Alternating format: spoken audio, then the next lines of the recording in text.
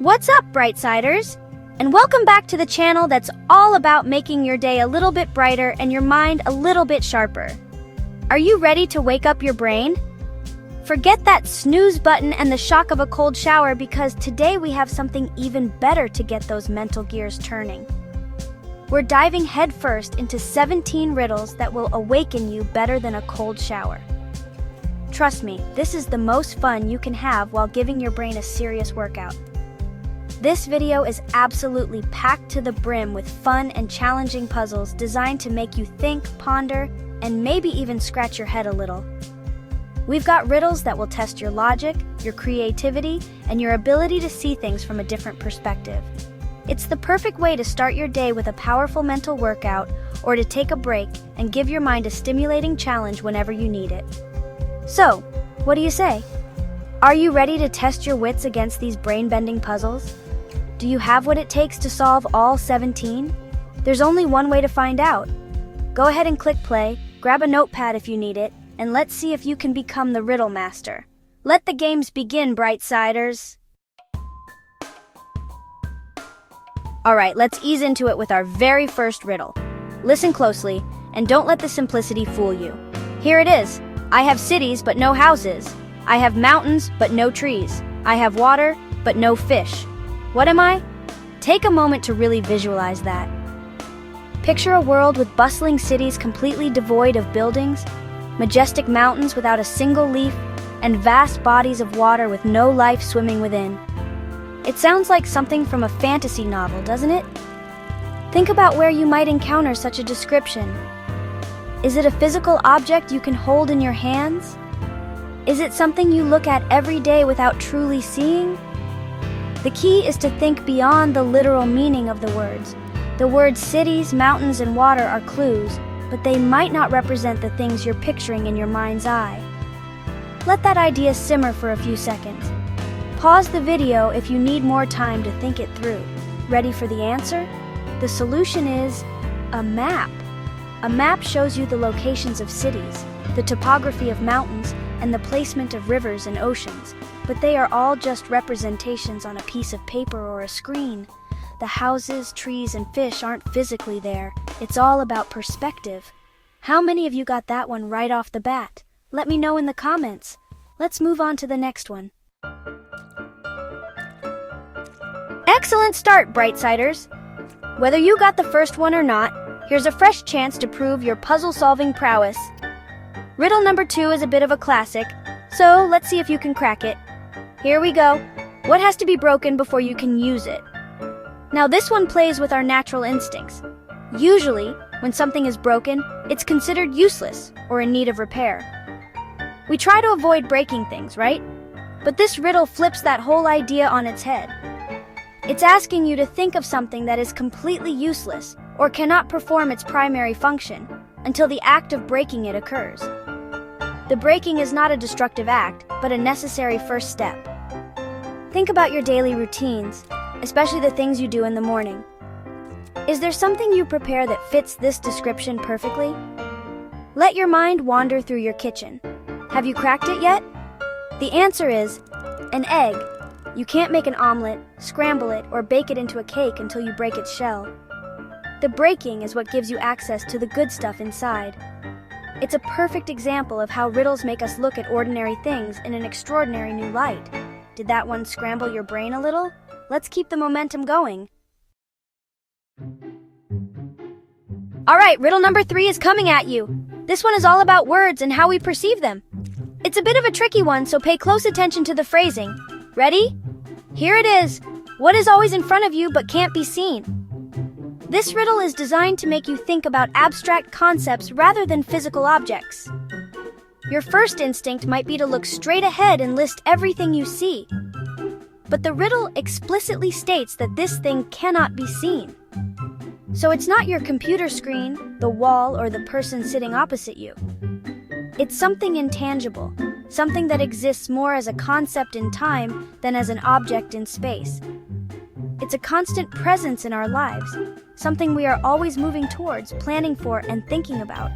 It's a destination we never quite reach, because once we get there, it changes. Got it figured out? The answer is The future. The future is always ahead of us, a constant destination we are moving toward, but it's impossible to see. Once tomorrow becomes today, a new future appears on the horizon. It's a mind bender, isn't it? It really makes you think about the nature of time itself. Let's see if you can handle the next one. How are we doing so far, Brightsiders? Are those brains fully awake yet? Let's dive into riddle number 4. This one is short, sweet, and might just make you chuckle when you figure it out. Listen carefully. I am a word. If you pronounce me correctly, it will be wrong. If you pronounce me wrong, it is right. What word am I? This is a pure and simple play on words. Don't overthink the meaning. Focus on the sounds and the literal interpretation of the riddle's instructions. The riddle is giving you a direct command about its own pronunciation. It's a paradox in a single word. Say it out loud. Try pronouncing it correctly and see what happens. Now try pronouncing it wrong. Does that spark any ideas? It's a bit of a meta riddle, one that's about itself. The answer, of course, is the word wrong. If you pronounce the word wrong correctly, you are saying the word wrong, but the riddle says pronouncing it correctly is wrong. If you pronounce the word wrong incorrectly, like by saying right, then you are actually fulfilling the riddle's condition that pronouncing it wrong makes it right. It's a fun little loop of logic. Did that one get you? Let's keep the pressure on with riddle number 5. This one requires you to think about how objects change their state. It's a question of properties and functions. Here you go. What gets wetter the more it dries? At first, this sounds completely impossible, a total contradiction. The very purpose of drying something is to remove wetness, to make it less wet. How could anything possibly become wetter in that process? Think about the tools you use for drying. What objects are specifically designed to absorb moisture from other things? The answer lies in an object that takes on the very thing it is removing. Its entire job is to become what the other object is ceasing to be. It's a transfer of state. Picture yourself getting out of a pool or a shower. What's the first thing you reach for to dry yourself off? The answer is a towel.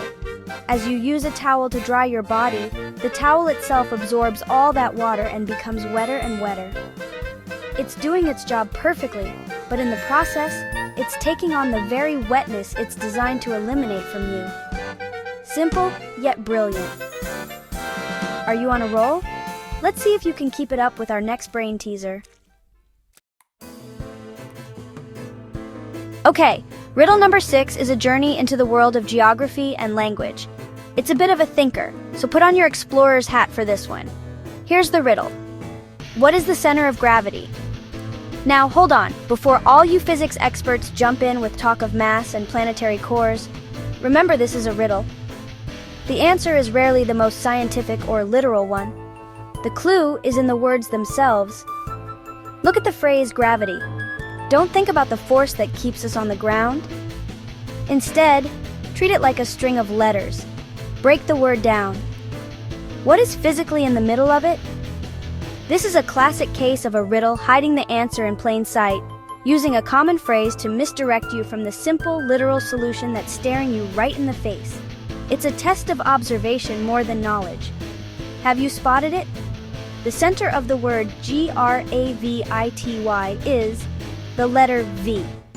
It's a clever bit of wordplay that catches so many people off guard. It's not about physics at all, but about simple spelling. How many of you fell into the science trap on that one? Be honest in the comments. Let's move on to the next challenge.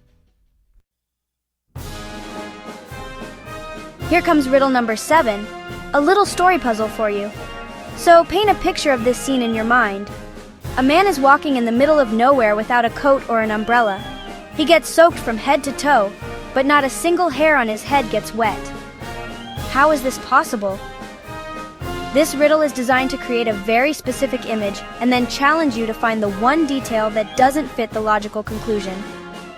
Your brain immediately pictures a man with a full head of hair caught in a downpour and you think, it's impossible for his hair not to get wet. The trick is to question the assumptions you're making based on that mental image. The riddle doesn't give you all the details about the man. It tells you he gets soaked, but it's very specific about what doesn't get wet. What characteristic could this man have that would make this scenario possible? Ready for the big reveal? The man was bald. If he has no hair, then not a single hair on his head can get wet. It's another case of the answer being incredibly simple once you stop overthinking it and challenge the picture you created in your head. The riddle plays on our assumptions about what a man looks like. Let's see if the next one can trick you. Alright, Brightsiders, let's turn up the difficulty a notch with riddle number 8. This one is a pure logic puzzle that will make you think about the structure of questions and answers. Here it is. What question can you never answer yes to? This is a fascinating one because it's not about knowledge or trivia. You could be the smartest person in the world and still be bound by the logic of this riddle. Think about the act of answering. When you say yes, you are affirming something. Now think about questions that put you in a state where answering yes would create a contradiction. The question itself contains a condition that your answer would violate. Try to formulate some questions in your head. Is the sky blue? You can answer yes. Are you watching this video? Yes. So what kind of question breaks this pattern? The answer is, are you asleep yet? If you were truly asleep, you would be unable to answer at all. By answering yes, you prove that you are in fact awake, thereby making your answer a lie. It's a clever paradox. You could also accept what does YES spell as a fun alternative, but the first one is the classic brain breaker. How's your head feeling? Ready for more? Ready for... Let's dive into a classic story riddle for number 9. This one is famous for exposing unconscious biases, so pay very close attention. A man's father is a banker, but the banker has no son. How is this possible? Listen to that again. A man's father is a banker. The banker has no son. It seems like a direct contradiction, a statement that simply cannot be true. Your mind is likely trying to find a loophole. Is the man adopted? Is banker a title and not his profession? Is there some trick with the wording? People get tangled up in complex family trees and elaborate scenarios, but the solution is much, much simpler. It hangs on a single, often overlooked assumption that we make when we hear the story. What assumption are you making about the banker? The answer is, the banker is his mother. Our brains often default to picturing a banker as a man, but the riddle never specifies the banker's gender. It's a powerful example of how our built-in assumptions can prevent us from seeing a simple, logical solution that's right in front of us. Did we catch you with that one? It's a great reminder to always question your first assumptions. We've officially hit riddle number 10. You're doing great, Brightsiders. Let's see how you handle this one. It's short, punchy, and all about the power of a single action. Here's the riddle. What is so fragile that saying its name breaks it? This is similar to the egg riddle, but instead of a physical action, the breaking is done with sound, with speech. Think about concepts or states of being that are defined by their quietness or secrecy. The moment you acknowledge them out loud, their very nature is shattered. It's an idea that exists only when it is not mentioned. What could be so delicate that the vibrations of your voice are enough to destroy it? It's a beautiful, poetic kind of riddle. Let that thought float around for a moment. The answer is silence. The second you say the word silence, you have introduced sound into the environment, and the silence is broken. It's a perfect encapsulation of the riddle's logic. The name itself is its own undoing. It's a profound little puzzle, isn't it? We're past the halfway mark now. Let's keep that brain energy high. On to riddle number 11. This one is about observation and how things change over their lifetime. Here it is. What is tall when it's young and short when it's old? This riddle makes you think about things that are consumed or used up over time. Our human intuition might go to living things, like people or trees, but the riddle's logic is the opposite of how most living things grow. We typically think of things getting taller as they get older, at least up to a certain point. This riddle asks for something that does the reverse. It starts at its tallest point and gradually gets shorter through use. Think about objects in your home or school that fit this description. What do you use that slowly disappears, getting shorter and shorter with each use until it's all gone? The answer is a candle. When a candle is new, its wick is long and the candle itself is at its maximum height. As it burns to give light and heat, the wax melts away, and the candle becomes progressively shorter until it's just a stub. Pencils and crayons are also great answers for this one. Did you get it? Let's keep those correct answers coming. Riddle number 12 is ready for you. This one is a bit more abstract and plays on the dual meaning of a word. Here's the riddle. What has a neck without a head and a body without legs? As soon as you hear neck and body, your mind jumps to an animal or a person. But the riddle immediately tells you that the other parts, the head and legs, are missing. This is your cue to abandon the biological interpretation. You need to think of an inanimate object that uses the words neck and body to describe its different parts. It's an item you've probably seen or even used hundreds of times without thinking about the names of its components. It's something that holds things, but has no life of its own. What object fits that description? The answer is a bottle. A bottle has a narrow neck at the top and a wider body where it holds the liquid. It perfectly matches the riddle's description of having a neck and body, but no head or legs.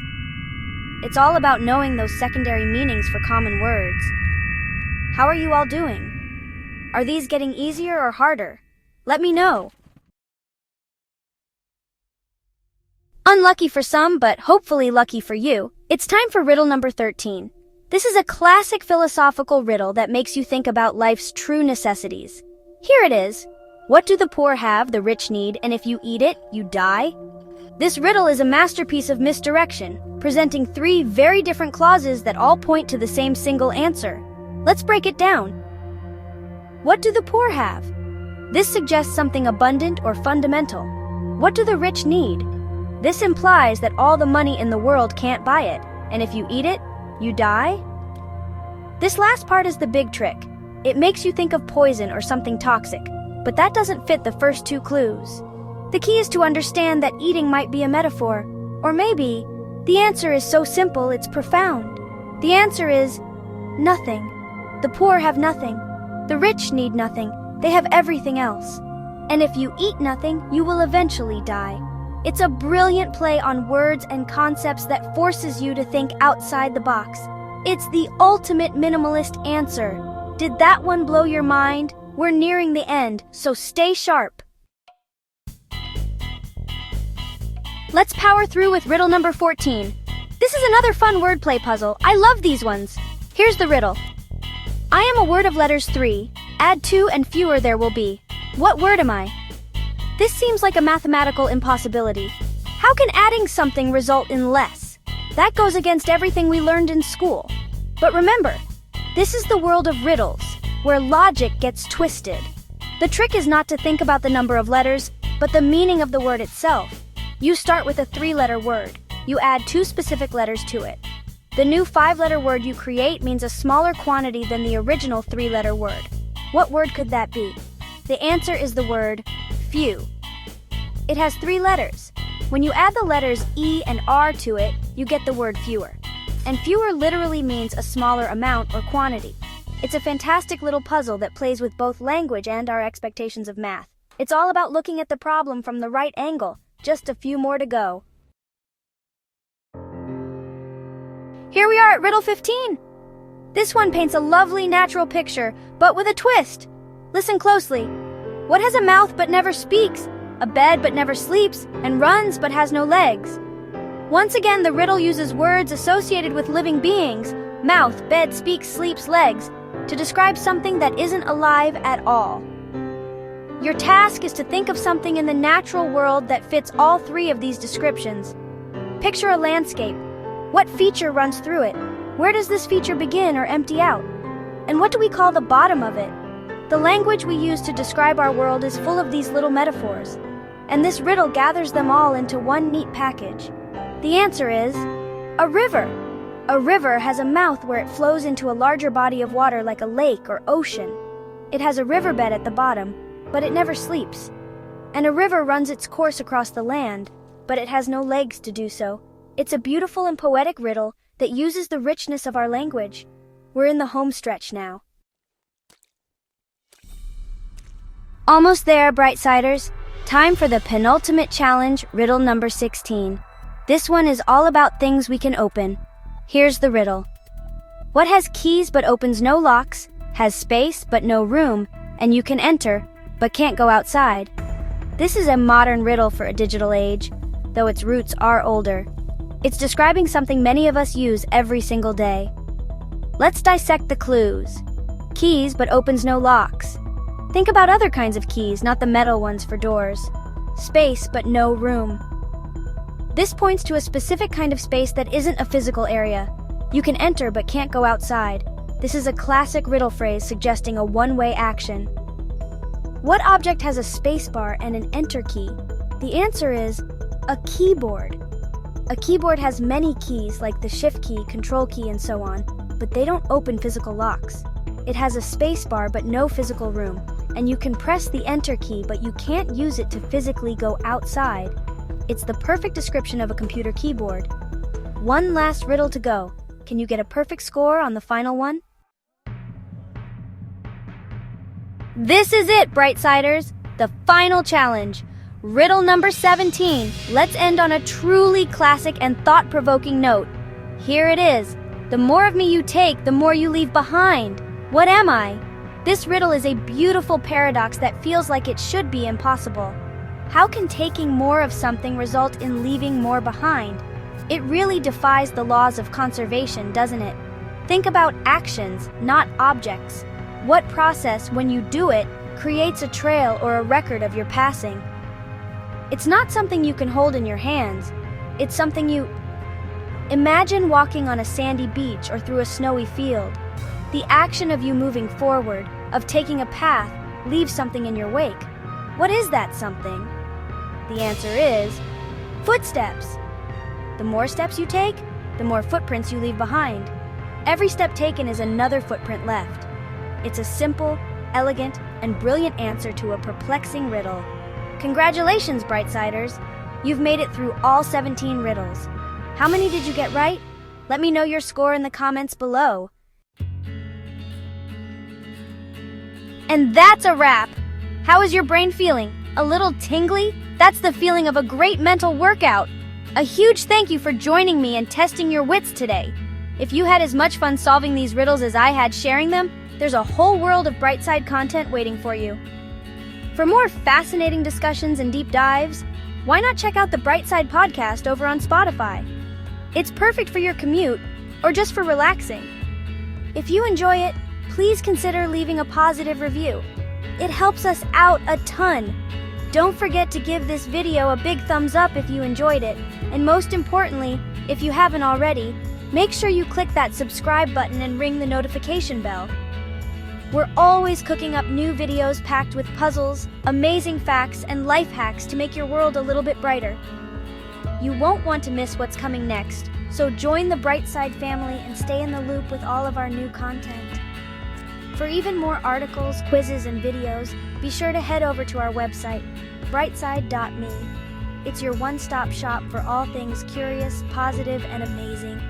Thanks again for watching, Brightsiders. Stay curious, stay positive, and as always, stay on the bright side.